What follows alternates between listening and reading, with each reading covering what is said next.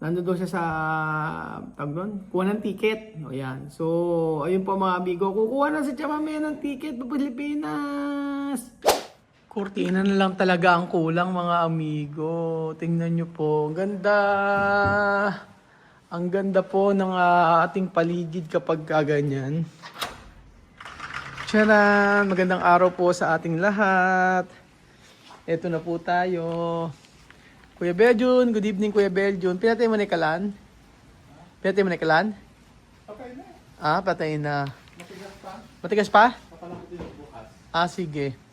Good morning Kuya Beljun. Magtatanim ka na? Ano yan? Is-covered ko lang siya. Ano yan? Dami. Tingin nga. Ay, yung damo na bil natin? Marami? Tingin nga, sasama ako. Ito, anong damo to? Progress? Special grass. Ay, gusto ko sasama ako. Diyan ka lang. Paabot ng... Is-covered lang. Sige. So, magandang araw po sa inyo lahat mga amigo. Nandito po tayo sa bahay na pinapagawa natin. At for today's video, mga amigo, ay tayo po ay magtatanim ng progress. Yes po. Pantayin natin para maganda. Yan, gusto ko ganyan effect lang. O, di ba? O, ganyan lang siya. Oh, charan! Yes po mga amigo. Thank you so much po kay Ate Neneng, kay Kuya Neneng, na kung saan nilibigay sa atin ng mangga. Ayan, mangga. Mango na matamis. Ay, sarap ah. Ang bango. Tamis. Tamis agad. Tignan natin kung matamis talaga. Ay, kaya ayoko. Sugar. Tama na. Kaya mo natin kaya mo na. Ang sugar ay para kay ano na lang. Para kay Kuya Beljun na lang mga amigo. So ngayong araw po mga amigo ay papakitaan natin na si Kuya Beljun ng pagkapakita ko po sa inyo mga amigo yung pagkatanim ng progress. Kasi isip ng kape. Kasi ay tas ito oh. Meron kami dito wow, langka. Hinog na siya. Charan! So, ito po mga amigo, ay bibili kami ng progress kasi nga, kaso nga lang, ito, ako na lang Kuya Benjamin katanim. Ka na. Okay na. O, yan. Let's go. O, hawakan mo to. Magkakamukha? Magkaiba? Hindi ko lang. Kasi, ito mo lang. At yan. Ano sa kami mo? Flower, tree. Oo. Tree. So, ito mga amigo. Daisy weeds. Oo, dito po. Yan ang camera. Daisy weeds. Magkatanim. Magkakamukha to? Dami na pala yan. Oh, Ito po yung... Daisy ito, weeds. hindi ba to? Eh, saan lang yan? Ha? Grass din yan. Magkakamukha lang? Oo. Magkakaiba. Ibang grass na to. Flowers yata yan eh. Dito yan. May pre kasing flowers. Ito flowers, wag Tanggalin mo yan. Ito man buto. Try lang natin. Ito mura mo nang binili. Try lang natin ganyan. Hindi naman, alam ko hindi naman po pwedeng ano. Dapat sa basa na kwa. Ano? Basa. Actually, tutubo siya kahit ano gawin mo. Kasi damo to eh. Kaya grass. Baka nga ito lang yung tinatanim ng mga ano eh. So, ayan. At least progress siya lahat. So, ayan. Minsan, medyo naiisip ko parang ano. May kumakanta. Ayan. Ayan lang siya. Dito tayo sa kabila. Marami naman siya mga amigo kahit na umuulan sa... ang ganda magtanim kasi pag umuulan-ulan. Medyo buhatin natin yung mga bato-bato. Wala pa siya dyan eh. Wala, nagpaalam na.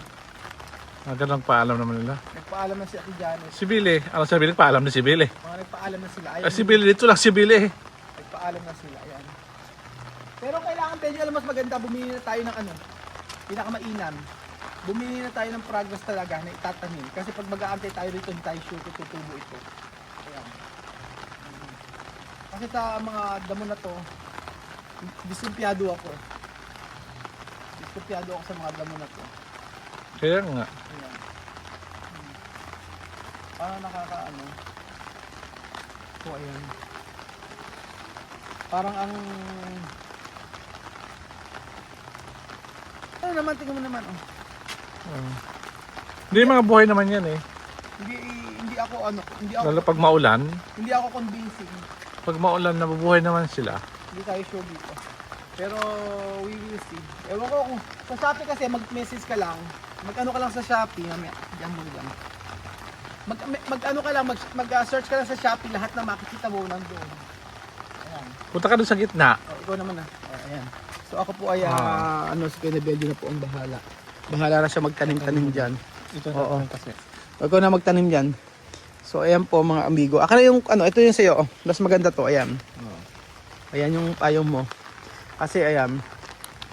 So eto po mga amigo, ang mga nabili natin. May nabili tayong tawag dito, mga bato. Sa Gabaldon. Ito mga bato na to ay ilalagay natin sa halaman doon. So hindi ko pa mailagay kasi nga po ay nako, umuulan, ilang araw nang umuulan. So ayun, nagtatanim si Belgium. Para at least meron lang kaya hindi ka rin kami makapag-vlog mga amigo sa totoo lang kasi nga po ay umuulan. Tapos ito pala yung update sa ating pinapagawang maghapon, Sunday yesterday and ngayon ay Lunes. Sunday yesterday and then ngayon Lunes. Ito natapos sa may gate. Update sa gate yan po mga amigo. Ayan. Ito yung isa, ito yung pangalawa.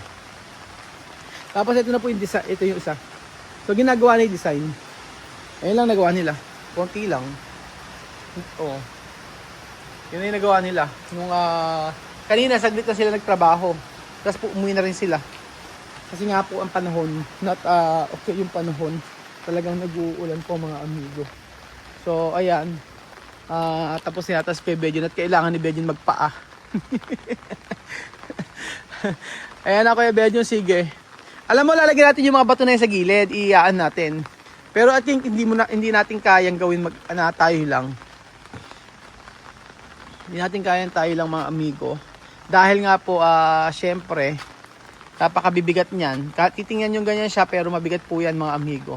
Unless na lang merong tutulong po sa atin sa pag Asa si Billy? Tawagan na si Belinda. Habang siya ay hawak-hawak ang camera, tayo ang dito. Oo, pinakamaganda dito magtanim na talaga tayo ng progress kasi may nakita na ako per square meter po ang isang Bermuda or progress ay nagkakahalaga po ng 150, sa iba 200 per square meter. So yun, kung 150, this is 150 square meter. Ayan, yung lupa na yan mga amigos 150 square meter. Siguro yun, mga nasa 20,000 po. Damo lang. Tapos bukod tayo magtatanim. Ganun yung sistema sa paglalagay ng progress. Ganun po.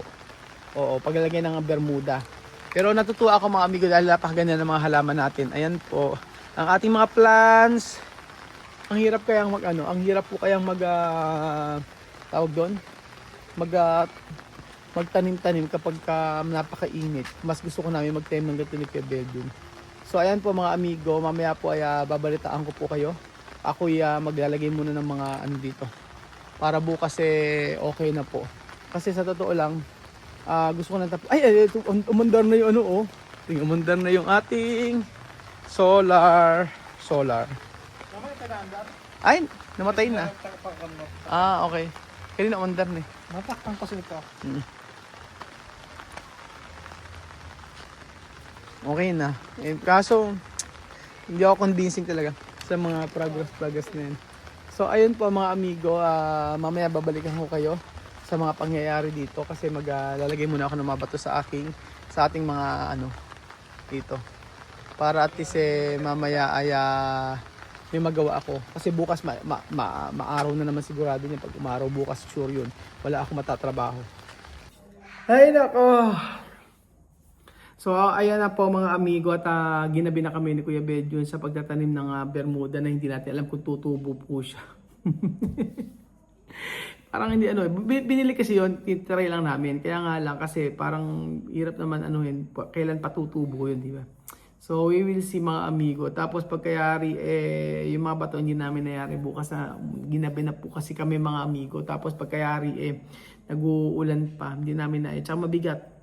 Kaya nilubayan namin. Sabi ko bukas na lang yan. Tapos hindi ko nasasagot yung kanina pa tumatawag pa si Chamami, hindi ko nasasagot si Chamami. Tapos nag-voice message na lang ako. Nandun daw si Nandun doon siya sa, tawag doon, kuha ng ticket. O yan. So, ayun po mga amigo, kukuha na si Chamame ng ticket pa Pilipinas. Pangit itsura ko, no? Meron ng ticket. Ayan, meron ng ticket. Congratulations, Chamame. Meron ka ng ticket. Congratulations. May ticket na si Chamame. Punta na ng Pilipinas. Hindi. Nung nakaraan kasi, tinatanong ko sa kanya, sabi ko, Chamame, pumunta ka ako sa may travel agency, tanong mo sa kanila kung kailan mayroong flight. No, hindi ko mahirap pa ako mag-translate kung kailan ka ako may flight ang Kronos at Ethiopian Airlines na sabay. Kasi minsan, ito po mga amigo, baka mamaya mag-book kami, ako mag-book ng Ethiopian Airlines kay Belgium. Baka mamaya mag-book ako ng Ethiopian Airlines, tapos pagkayari, yung Kronos wala, yung local flight wala. Kaya sabi ko, Chamame, please pumunta ka. Ngayon lang nag-online si Chamame. Nag-message sabi niya, Rowell, ito sabi niya. Oo, ito. Yan. Sabi niya. Sí, por favor, hay que preguntar. Ayan. Estoy yendo en la agencia de Crono, estoy yendo en la agencia de Crono. Con lo que me van a decir, te voy a decir. De Etiopía y de Crono, voy a calcular todas las agencias. Ayun. Hay que preguntar. Ayun. Sabi niya, nandun siya sa may agency ng Kronos, sa may travel agency sa Kronos. Kasi nga daw ay, tas mamaya babalitan daw niya ako kung ano daw sasabihin. Ang sabi ko kasi pumunta lang siya doon para malaman ko kung parehas na mayroong flight. Halimbawa, baka mamaya mag-i-book ko sila ng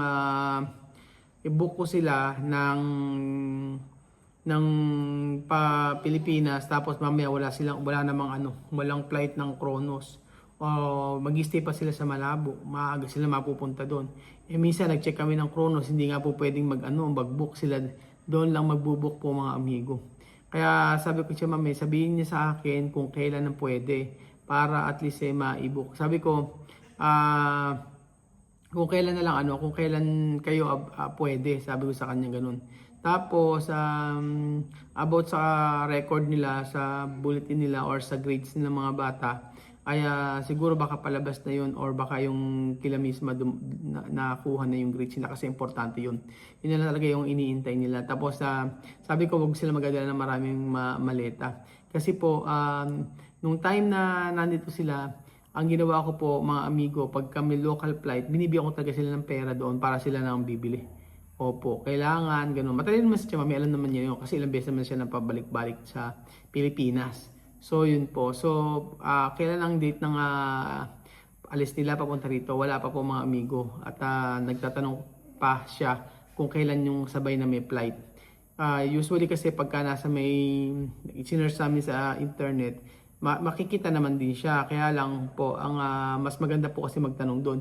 Minsan po, minsan nakaka-cancel yun. So, depende po sa Kaya sabi ko, sila na ang bahala kung kailan nila date gustong pumunta dito sa Pilipinas. So, sila pinag-decide ko.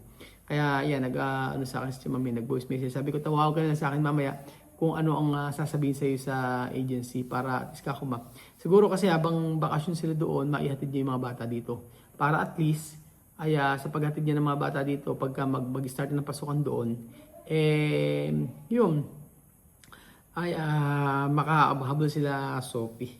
Ganun po mga amigo. Kasi syempre ngayon bakasyon pa ng mga bata. So, yun na po mga amigo. Syempre kung tutuusin lang, kung talagang si Sophie, tsaka si Alima, tsaka si Chamame, gusto naman din mag-stay talaga dito sa Pilipinas. Pero kasi sabi ko sa kanya, Chamame, mas maganda ka ako, tapusin natin yung mga project mo dyan sa Africa. Tapos bago kayo pumunta rito, if ever man, sabi ko, sa ngayon ka ako mas maganda na ganyan muna ang sitwasyon natin. Sabi ko sa kanya ganun. Total, gusto mo ka ako dito tumanda, sabi mo, gusto mo tumanda dito sa Pilipinas. So, sige, pagbibigyan natin, pagbibigyan. Sige, wala namang problema. Basta ka ako, ang ayusin mo. Oo, gusto talaga nila dito sa Pilipinas. Hanggang sa ayaw na nila bumalik doon. Promise mga amigo, ang laki kasi ng difference ng buhay nila doon tsaka buhay dito. Hindi lang sila, lahat ng mga tao doon. Kaya yung opportunity na yun talagang yung opportunity na makabalik dito dapat talagang nila. Kung sa akin naman, hindi naman ako ayoko nga magde-decide para sa buhay nila kasi nga kaya nga buti nga po sa dating nagpunta rito yung magnanay, ayoko magdesisyon sa buhay nila, bahala sila. Kasi ako, instrumento lang ako para makatulong pero hindi yung magde-decide para sa kanila. So ayun po mga amigo, pabalitaan ko po kayo kung kailan talaga sila pupunta dito sa Pilipinas, kung anong month or anong kailangan pa ba sabihin, hindi na siguro. Basta kailangan siguro ang makita nyo is nandito na sila sa Pilipinas. So, sino po ang excited sa pagpunta nila? So thank you so much po mga amigo at mapagpaalang gabi po sa ating lahat. Paalam po muna. Bye-bye! Ay, sarap magtanim sana. Lakas lang ng ulan kanina eh. Kaya lang pagka ganyan, matulog na tayo at magkape.